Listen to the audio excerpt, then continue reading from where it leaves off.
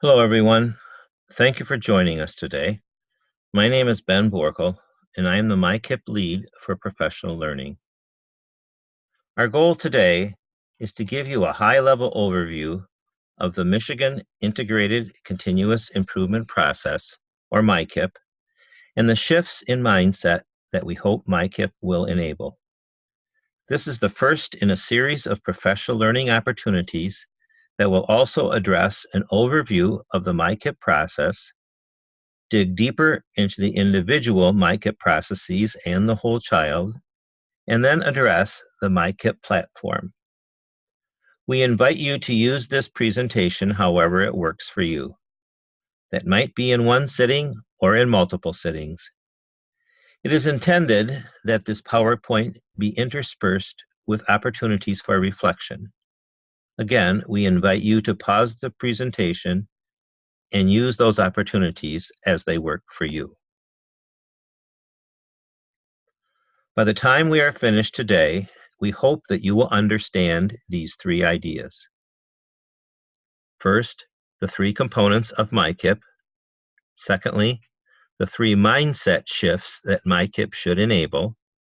And finally, how the mindset shifts can impact continuous improvement. Next, we'd like you to view this video clip, and while doing so, reflect on the following. What thoughts or questions come to mind? And if you were to support the child in this video, what might you need to consider?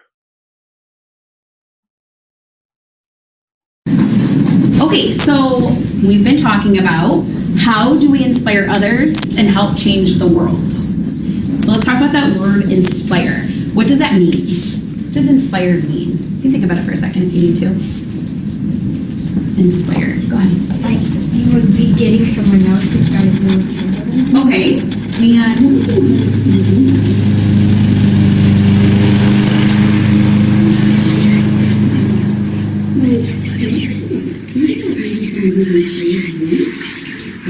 She's running.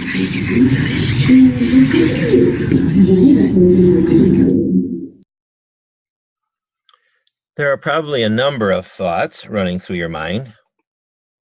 One might be that if we only look through an academic lens as we consider this child, and not through other lenses, we may be failing this child. We will come back to these ideas later on in the PowerPoint. So why are we undertaking the MiCIP journey? On this slide, you see 6 outcomes that we're hoping for as a result of MiCIP. And each line has a key word or phrase that we will also be addressing throughout this presentation. Outcome number 1 is equitable opportunities, environments, and support resulting in students that are healthy, safe, engaged, challenged, and supported. Key ideas in this first outcome are those of equity, as well as characteristics of a child that later you will see as the tenets of the whole child. Outcome number 2, a continuous process of improvement that informs the way we work on a daily basis, rather than being an annual event and a way to meet compliance requirements. The key phrase in this statement is the continuous process of improvement. Outcome number 3, improvement processes that are integrated rather than isolated. The key word in this statement is integrated. Outcome number 4, continuous improvement targets that reflect areas that influence academic achievement rather than just academics by themselves. Key ideas in this statement have to do with those areas that influence academic achievement in addition to academics. Outcome number 5, improvement plans that consider systems to support high-quality implementation of actions and high levels of student outcomes. The key word in this statement is systems. And finally, understanding students through lenses that consider both assets and needs.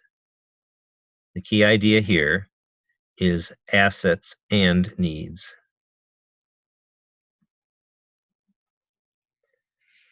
As previously mentioned, MiCIP stands for Michigan's Integrated Continuous Improvement Process. First, you will notice that we no longer talk about district or school improvement. We are now talking about the same continuous improvement process for all. Rather than it being an annual event, continuous improvement is characterized by the ongoing adjusting of plans as a result of monitoring and evaluation to bring about maximum levels of fidelity of implementation by adults, as well as maximum student impact. Secondly, while several things about the process are consistent with past practice, there are some new features that can be highlighted by the word integrated. Districts will now only be required to complete one comprehensive needs assessment that can be used for multiple purposes, rather than the multiple comprehensive needs assessment documents they may have been required to complete in the past. Districts will only need to report information once, so it can be used multiple times, rather than having to report it in multiple places. In addition, data that is already available to the state will pre-populate the platform, and districts that use the data hubs will also have that data available to them. Certain documents that were once submitted as isolated reports are now integrated into the process, the program evaluation tool just being one of those. The Michigan Department of Education is intent on collaborating to support a district's continuous improvement efforts. So rather than having to deal with multiple isolated offices at the department, districts can now deal with fewer but integrated offices. On this slide, you see the MDE vision, the MiCIP vision, and the MiCIP goal. Take just a minute to read these to yourself.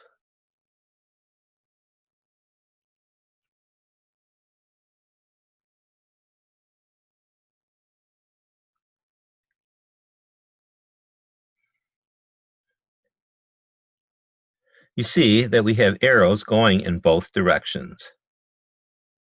On one hand, the MDE vision drives both the MiCIP vision, which drives the MiCIP goal, while on the other hand, the MiCIP goal supports the MiCIP vision, which in turn supports the MDE vision. So we have the key ideas of both drivers and supports. And again, you will see in both the vision and goal statement some key phrases that are repeated throughout this PowerPoint. The MiCIP objective allows us to accomplish the MiCIP goal and realize the MiCIP vision. Again, you will see and hear the bolded words frequently as you learn about MiCIP. Also note the questions that these objective statements are intended to answer. If you have previously been engaged in learning communities, it's likely that you recognize the questions. So again, you see these bolded words: streamlined, integrated, needs, plan, funding, monitoring, and evaluating. At the bottom of this slide, you see the statement that is sometimes referred to as the MiCIP elevator speech. And again, you'll see several key phrases: assessing whole child, developing plans, and coordinating funding.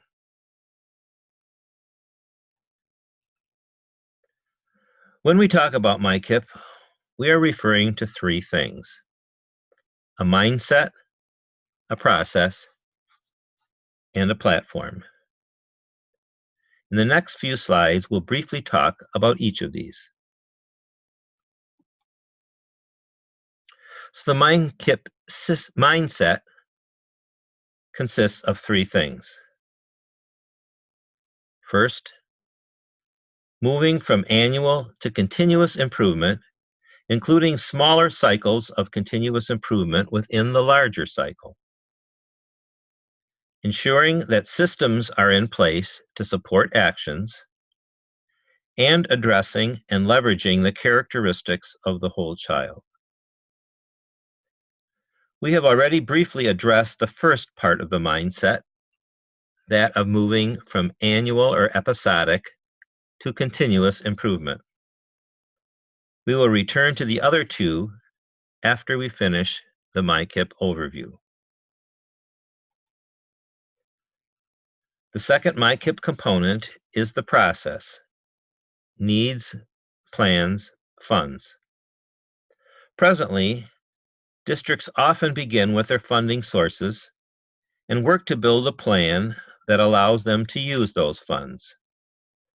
In MiCIP, the district would assess the district's whole child needs and develop an integrated continuous improvement plan to address those needs, creating multiple funding sources such as local and regional funds, state aid, school nutrition funds, other state categorical funds, IDEA, Perkins funds, federal title funds, 31A, and more. This slide also points out the need to have finance people as ongoing members of the continuous improvement team.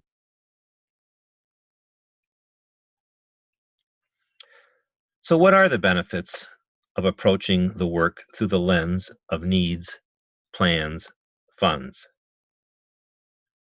While there may be others, this slide identifies at least four. First, bringing together that pre-populated data in one location to facilitate a needs assessment process. We want districts to spend their time analyzing data rather than primarily gathering data. Secondly, provide a continuous improvement process focused on the whole child. As we spoke about with the video, we cannot only consider academic or cognitive needs, we need to consider other kinds of needs and assets as well. Third, provide evidence-based practice guidance. And finally, provide alignment across compliance requirements that result in time savings, allowing greater focus on improved student outcomes. We will come back to each of these bullets throughout this presentation. Going back to bullet 4, we know that compliance will always be part of the process. It's the price we pay for the funding that we receive. However, it's also important to note that in MiCIP, compliance becomes an outcome rather than being a driver.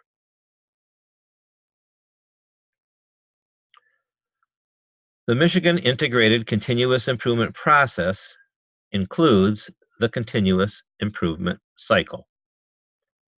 You might be familiar with a former model: gather, study, plan, do. As we were beginning the MiCIP process, we did some research about what previously worked well and what previously was a challenge.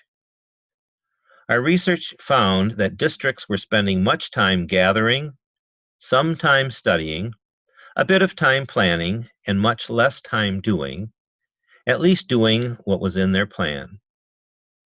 Often, districts created a plan and then went about doing what they always did, possibly, but not necessarily, connected to the plan. We took what we learned and used it to improve the cycle.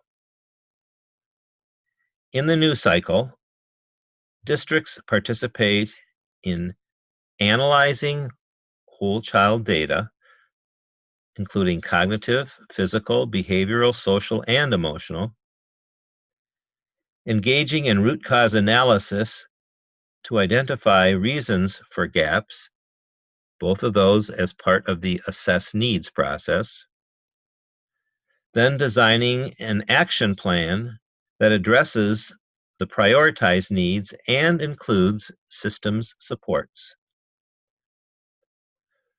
Creating a rigorous monitoring and evaluation process for implementation fidelity and student impact, and implementing and adjusting the plan based on data with the goal of continuous improvement. It's also important to note that the entire cycle is contextualized in the district vision, mission, and beliefs.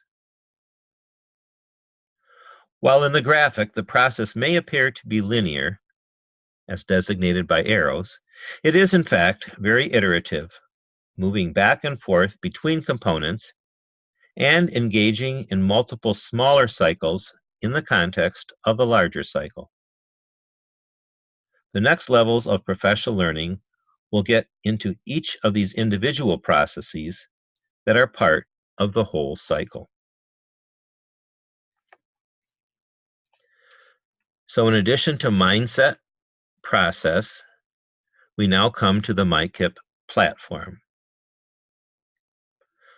MiCIP is meant to be a vehicle for continuous improvement, a vehicle that helps us look at our assets and needs, write a plan, and identify the resources to support that plan.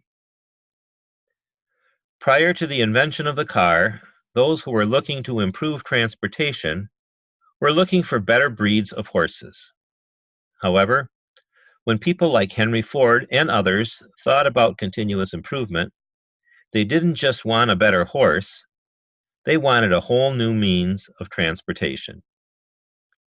In the same way, our own continuous improvement process has led us to understand that the old Bronco will no longer do. We need a whole new version. Simply put, the MiCIP platform is intended to do two things. First, facilitate a conversation around the elements of continuous improvement, and provide a place for districts to record their thinking around continuous improvement that will lead to a continuous improvement plan and produce any other reports that are needed to support that overall plan.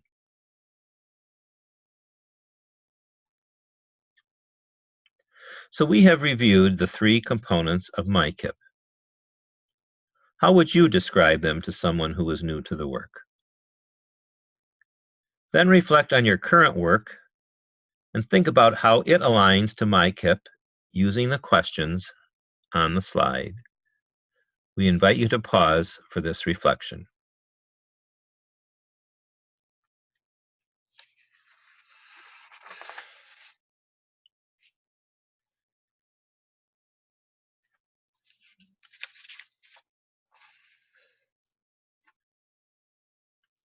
As previously mentioned, the MiCIP mindset consists of three things: moving from annual to continuous improvement, ensuring having systems in place to support actions, and addressing and leveraging the characteristics of the whole child. Next, we'd like to consider the mindset of systems. On this slide, you see MDE's definition of systems. A system is a series of interdependent and aligned processes and people working together toward a common goal to bring desired results.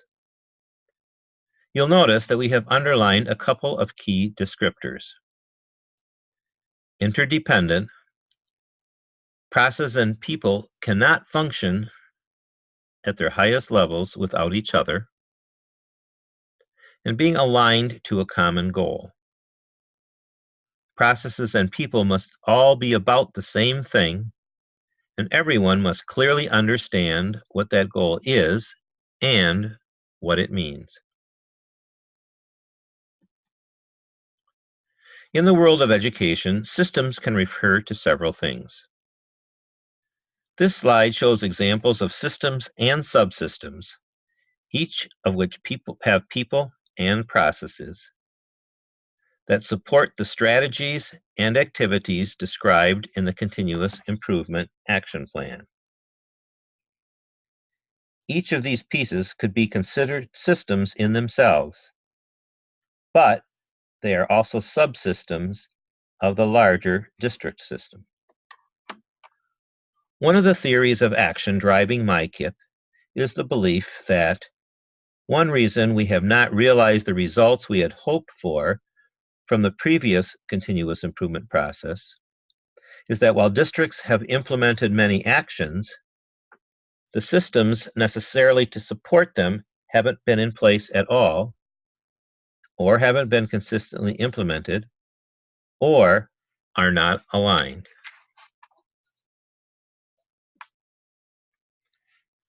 We can also have a system of organizations. In the educational setting, it can refer to the various levels of the educational cascade, including the classroom, grade level or department, school, the district, the intermediate school district or regional service agency, the Michigan Department of Education, and the community, a kind of vertical alignment. Based on this definition, we ask ourselves to what extent all of these levels interact with each other and are aligned to each other in working toward a common goal. Being able to do this begs the question of whether there even is a common goal or a common understanding of that goal. This goal can be identified in something as broad as a State Department or district vision statement, or in something as fine-grained as learning outcomes across grade spans or within classes of the same grade. It can also be used and be defined in terms of how supports are offered between various levels, as well as how effectively the various levels communicate with each other. Finally, we can have a system of stakeholders within an educational setting, more of a horizontal alignment, such as the leadership, educators, bus drivers, finance office, food service people, and so on at a district level, or early childhood, career and technical education, health services, nutrition services, social and emotional health services, and others at an MDE or service agency level. Each of these stakeholders has a role in supporting the systems and subsystems identified 2 slides previous. As before, we ask ourselves to what extent all stakeholders interact with each other and are aligned to each other in working toward a common goal.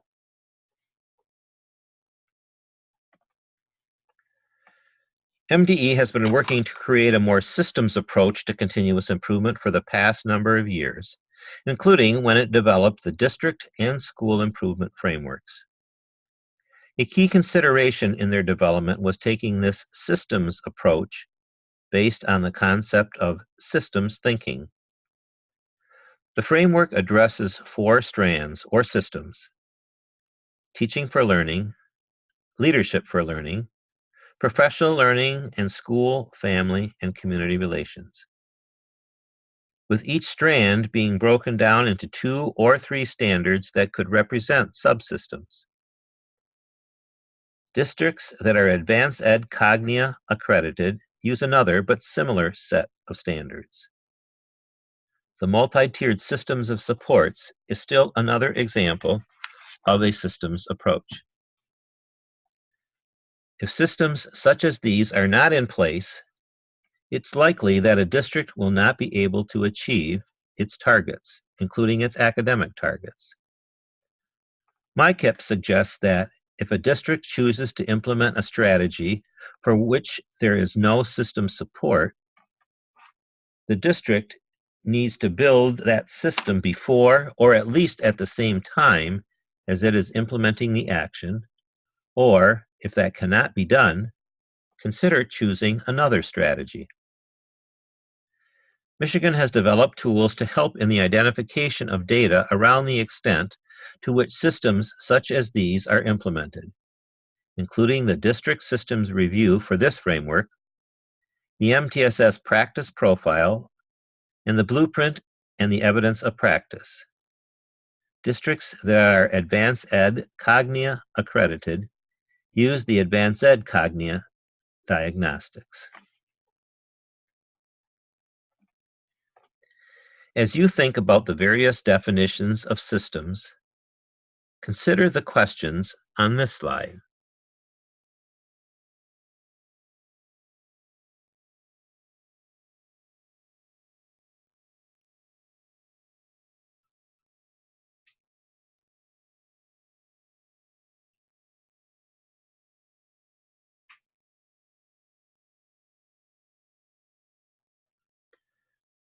Systems also have certain characteristics. This slide shows how those characteristics align with the continuous improvement components and cycle. First, every system has a purpose. As mentioned earlier, it is critical that the system not only have a purpose, but that it is also a shared purpose, and that everyone who is part of the system has the same understanding of that purpose. Secondly, it is critical for all parts of the system to be present and functioning for the system and subsystem to be supported. Think back to the examples of an instructional system, curriculum system, assessment system, student support system, and so on. A gap in any of these is likely to weaken the entire system.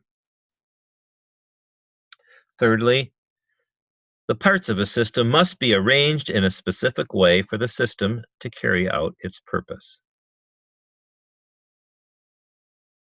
It is critical that the system is functioning in a coherent, aligned manner.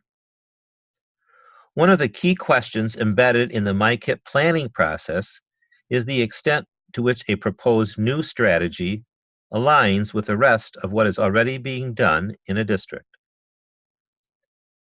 Another key part of MiCIP addresses how districts are using their resources, including whether they are using those that are most restricted first before using those that are less restrictive.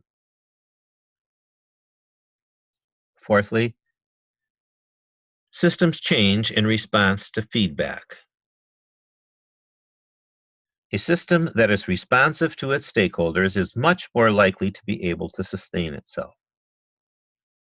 One of the quote-unquote mantras of MiCIP is that the day implementation begins, monitoring also begins. As mentioned earlier, MiCIP is not only one process or cycle, it is a series of repeated cycles.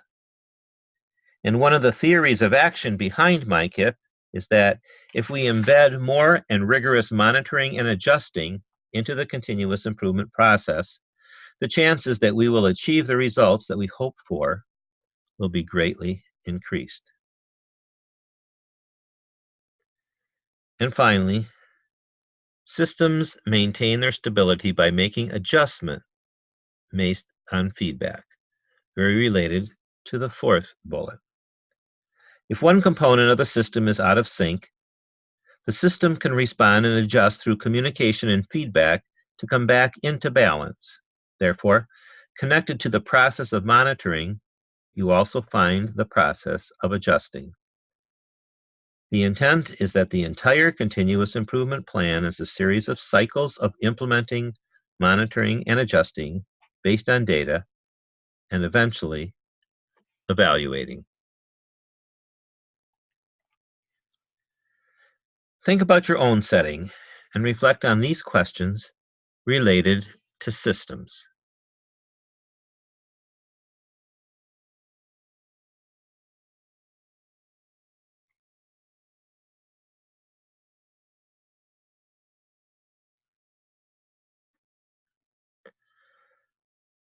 Focusing on systems thinking does at least 4 things. First, it supports the design of more enduring solutions to problems, solutions that may be more complex to implement, but that will bring greater results over time. It also encourages the involvement of more stakeholders, both in identifying as well as owning and implementing solutions.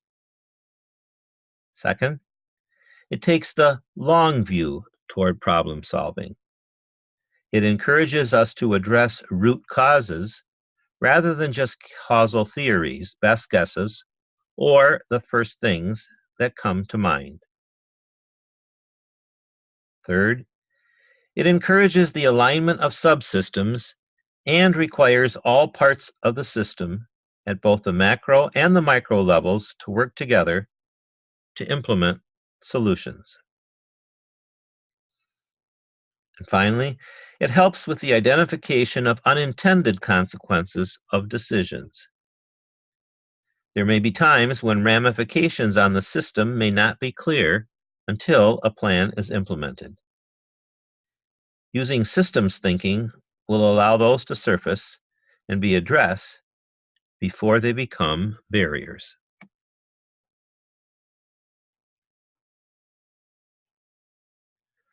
So, what is the impact of using a systems approach on the continuous improvement process? In addition to those mentioned earlier, here are a few more, and there are likely others. First of all, in terms of setting the stage before we actually engage in the process itself, engaging with systems requires a broader range of stakeholders on the continuous improvement team that represent the various systems. In terms of assessed needs, it includes data around the level of systems support and implementation, including and in addition to the data around the actions. In terms of the plan, if systems to support actions are not already in place, it's critical to include building those systems in the action plan itself. And finally, with implement, monitor, and evaluate, it's critical to not only monitor and evaluate actions, but also to monitor and evaluate the system support while monitoring those actions.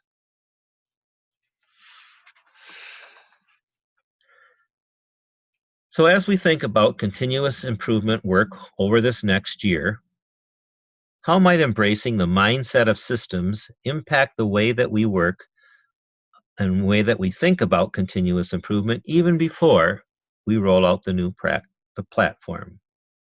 Here are some questions for consideration.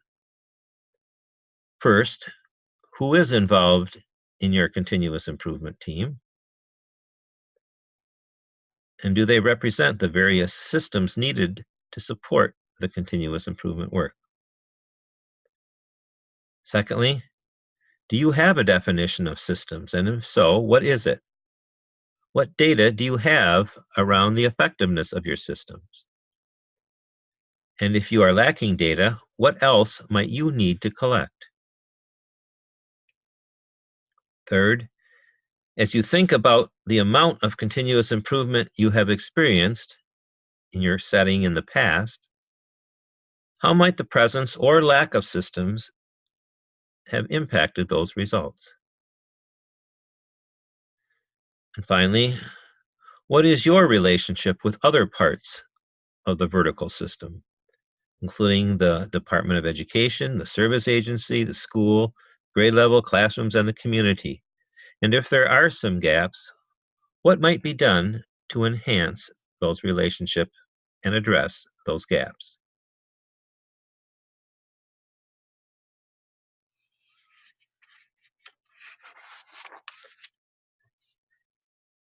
In conclusion, on this section on systems, reflect on these two questions. As you think about continuous improvement, what might be other advantages of focusing on systems? And how else might considering systems impact the continuous improvement process?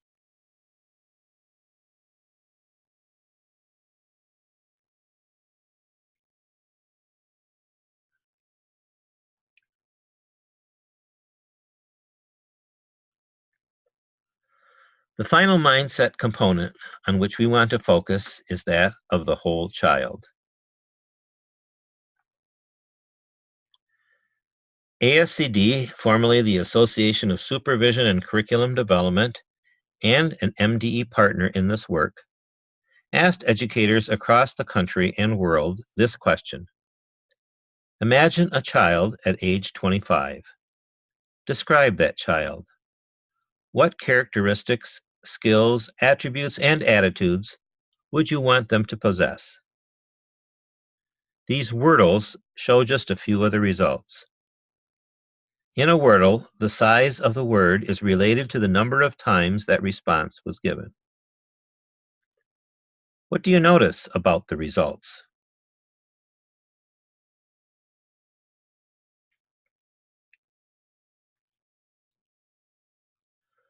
One of the things you might notice is that many of the words are related to what we would call non-academic factors. Research continues to show that these factors contribute to and provide a solid foundation for academic success.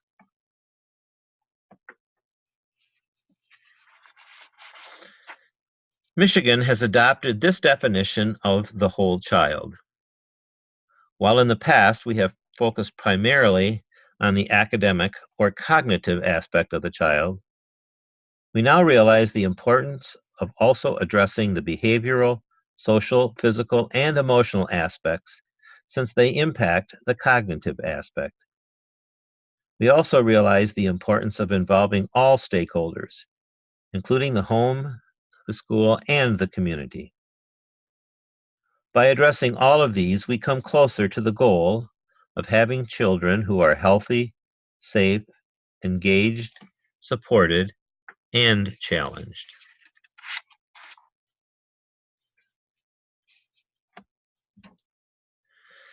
This model is often referred to as the WISC model: whole school, whole community, whole child.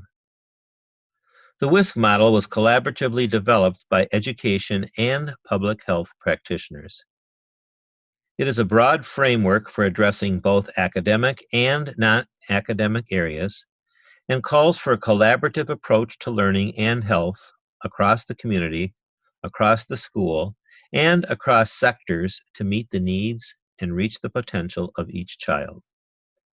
It places responsibility on all who are part of the school to see themselves as responsible for both learning and health, and visually highlights the relationship between the component parts.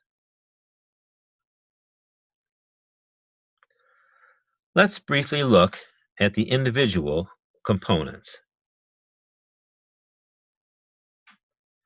Notice that the child is in the center and is the focal point of this model. We want each child to perform at the highest levels on all measures of student outcomes. As an academic-focused institution, we consider both the academic and non-academic factors that impact student achievement, with the intent of leveraging assets to address challenges that will result in high levels of performance on all indicators of student success.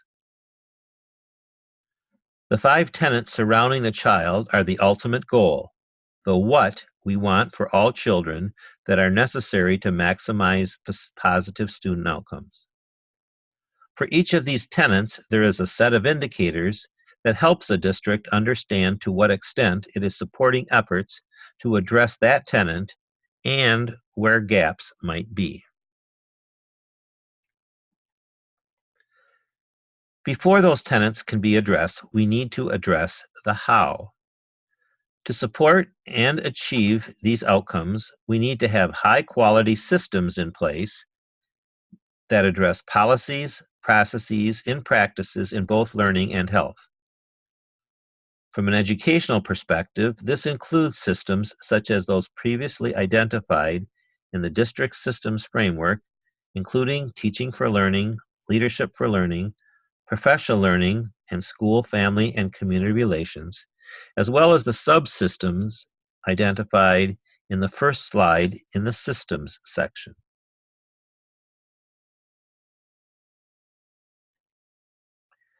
This support also includes critical physical and emotional health components and supports represented by the blue circle. These can serve as some of the root cause factors negatively impacting student success. By addressing these factors, we can frequently positively impact not only these, but other areas of student success as well.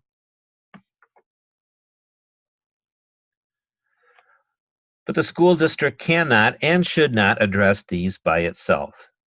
Rather, it needs the support of the entire community by bringing strategic community members and parents to the table in the entire framework and process. From a practical sense, for this to be true, we need to broaden the scope of who we traditionally have on our district improvement teams.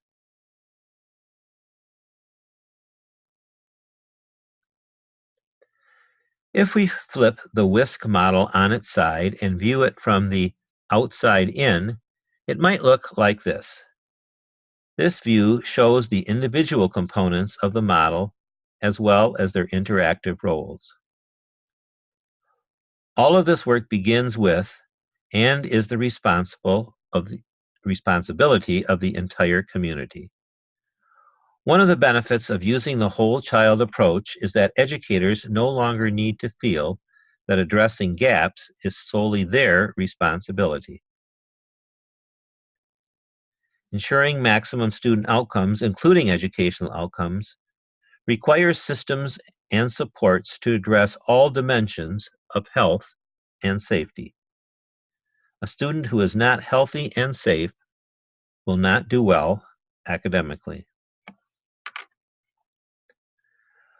Learning and health systems, with their policies, processes, and practices, need to be in place to support both students and staff. Having all these in place will increase the chances that the student is healthy, safe, engaged, supported, and challenged, and assist that student in reaching the highest level of outcomes, including educational outcomes. Similarly, you may be familiar with Maslow's hierarchy in the upper right-hand corner of this slide. Maslow's research tells us that unless the needs at the bottom of the pyramid are addressed, a human being cannot function at the highest level. Again, in the educational setting, this means that unless these needs are met, students will not be able to achieve at the highest level of capacity.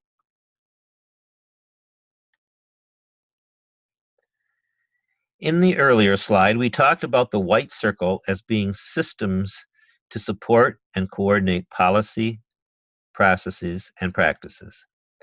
The WISC model refers to these as school improvement components. As previously mentioned, in Michigan, we use the district improvement framework as one of our primary definitions of systems. You'll notice the close alignment between the components in the WISC model and the strands of the framework. Moving forward, it is our intent to use the framework rather than the components from the WISC as our definition of systems when speaking about the whole child and the continuous improvement process. This belief statement from ASCD summarizes the intersection of the whole child and education. Take a minute and read it for yourself.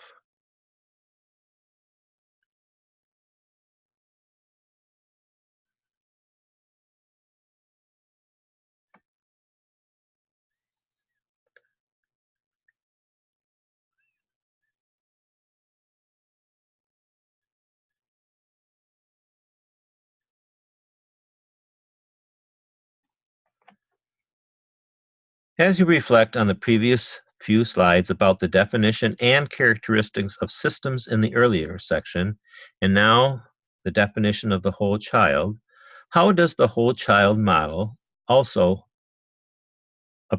model a systems approach?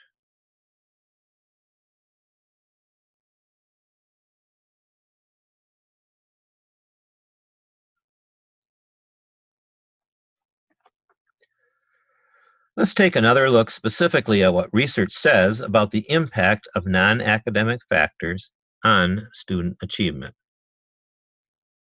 First, when students' basic nutritional needs are met, they're able to attain higher achievement levels. Secondly, students who get regular physical activity through recess and regular physical education show improved behavior, improved mood, better focus, and reduced stress. Providing students access to physical, mental, and oral health improves attendance, behavior, and achievement. The development of connected and supported school environments benefits teaching and learning, helps to engage students, and enhances positive learning outcomes. And finally, a positive social and emotional climate increases academic achievement, reduces stress, and improves positive attitudes towards self and others.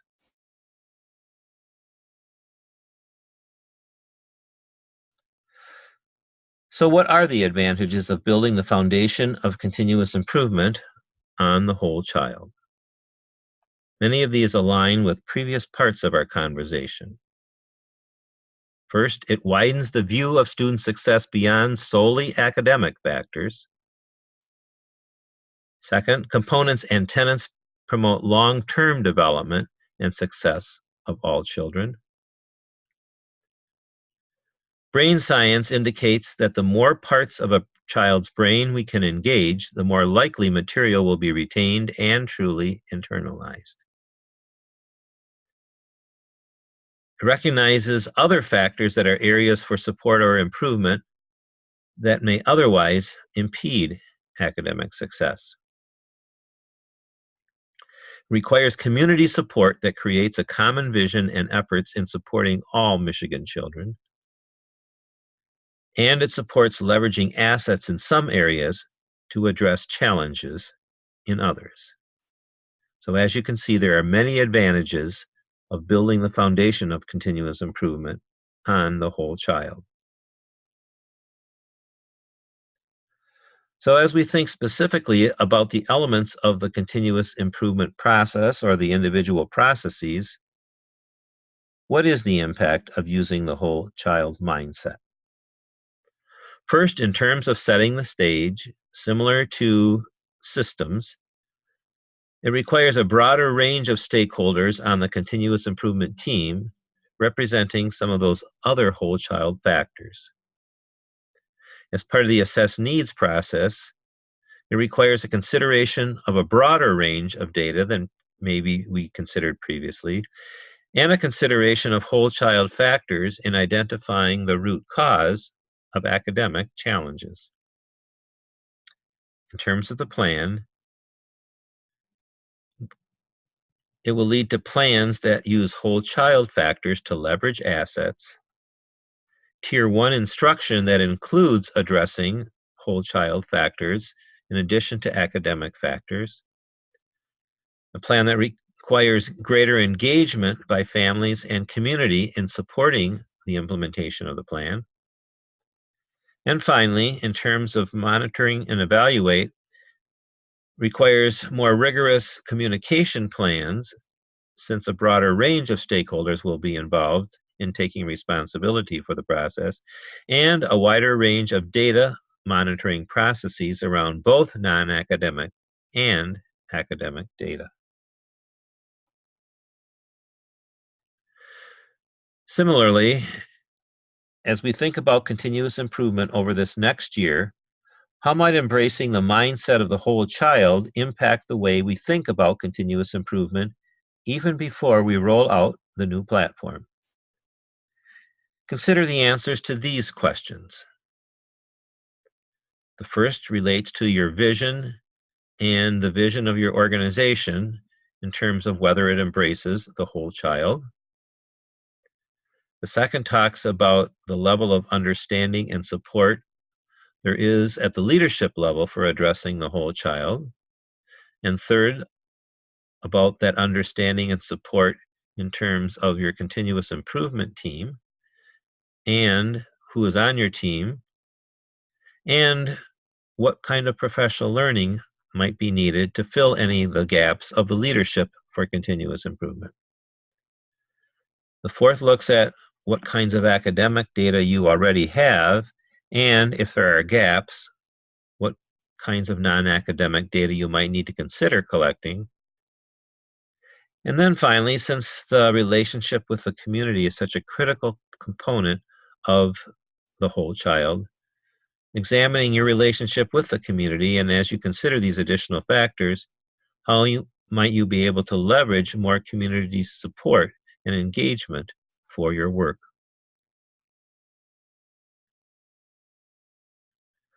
Again, as we conclude this section on whole child, what might be other advantages of focusing on the whole child, and how else might it impact the continuous improvement process?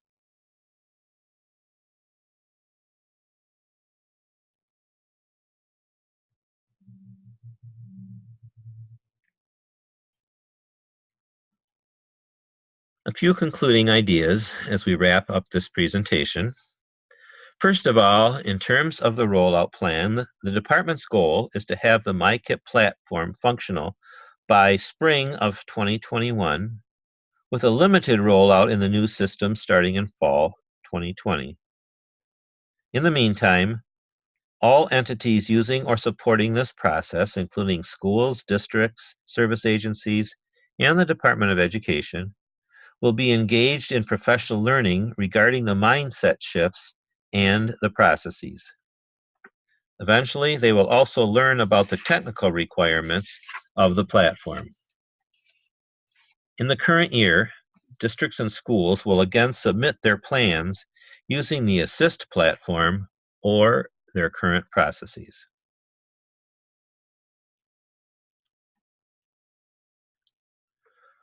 Over the next 18 months, MDE will be supporting MiCIP with multiple professional learning opportunities, beginning with overview and mindset, an overview of the process, digging deeper into individual processes and the whole child, as well as into other focus topics, and finally moving on to the platform. We are also being very intentional about the sequence of the learning, beginning first with the department, moving next to ISDs and ESAs, and then training districts and schools. Watch for the details of these trainings, including in the Thursday MDE communications and also through the MiCIP website.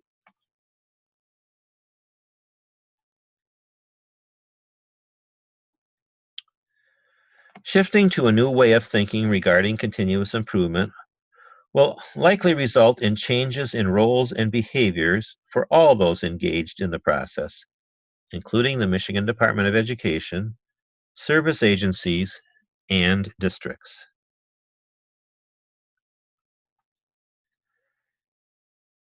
In the light of this shift, the department has already been but making changes. Here are just a few ways that that is happening. First, changing our internal processes to match our whole child promise. Not allowing every program and office to do their own thing based on their various grant streams or plans, but trying to bring all these offices into consistent processes. We have combined two of our larger departments or offices at the department together to create the Office of Educational Supports, which we hope will result in less siloed and duplicative plans and no more standalone school improvement supports. Rather, those supports will be integrated. The department is investing in whole child resources and making sure that whole child has an agency-wide focus. The entire MiCIP process is not owned by one program office, rather it is integrated across all offices at the department. As a result of MiCIP, the assessment and accountability outcomes are just one part of identifying needs, but not the whole story. We have also created the partnership district model, which embodies cross-office collaborative work with districts and communities, and are using that model to expand the way that we deal with all districts and all schools and communities.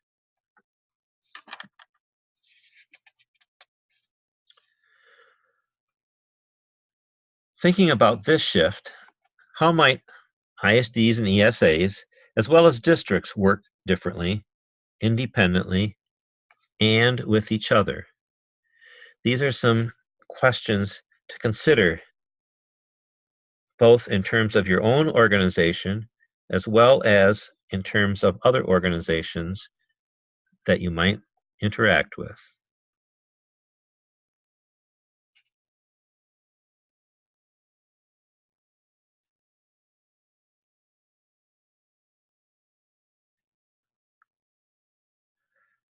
As previously mentioned, the MiCIP website will be the quote-unquote go-to place for all questions related to MiCIP, including professional learning. You see the address on this slide.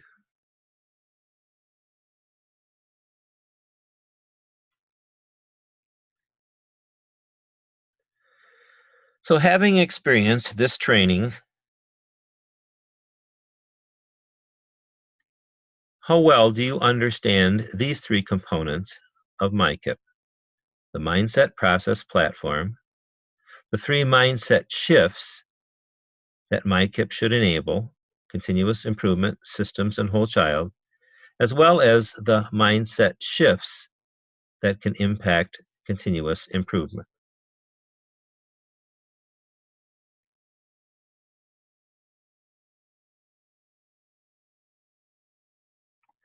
And returning to where we started, think about the child you saw in the video and reflect on this question. So how might what you learned today inform the way you could support the child in the video or support those who support such a child?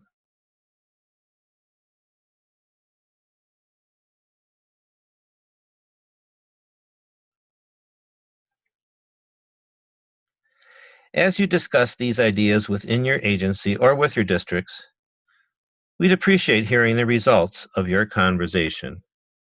We'd especially like to hear about how we might collaborate to support these efforts. You can send us your answers to these questions through a short survey at this link.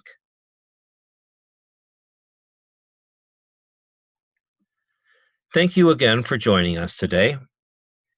For more information, you can contact either myself or Terry Nugent, who is the MiCIP lead.